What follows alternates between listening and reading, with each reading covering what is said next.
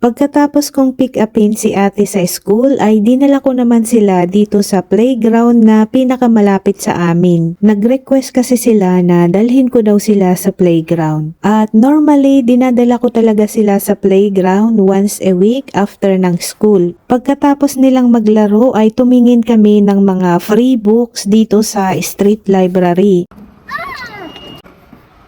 Oh, lots of books. I want a Bible. You want a Bible? There's no Bible. I don't think there's a Bible in there. Okay, you pick. Oh, there's a Snow White. Where? Can you pick that? That one. And there's a Peter Pan. Peter Pan. I wonder what. That's for adults, Mika. And there's also a...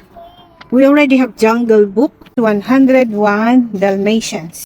You want this? It's all about dogs. And Snow White and Swamp Tigers.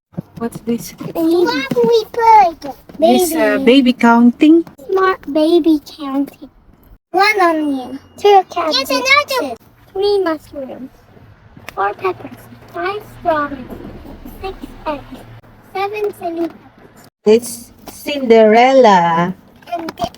Ah, this one's beautiful. What's that, Mika? Superhero friends. There. Oh, this one is a good one. You like that one? That's a Encanto book. Oh, wow. And I want this for Mika. Yeah. Itong mga books dito sa street library ay mga donation lang din at libre ka na manguha dito. At pwede ka rin maglagay dito ng mga books na hindi mo na ginagamit. Meron din ditong mga pang-adult na mga books. There's no reading room. May reading room din sila dito kung gusto mo nang basahin yung mga libro dito, pero pang-isahan lang siya. At meron ditong gold coin box kung gusto mo na mag-donate.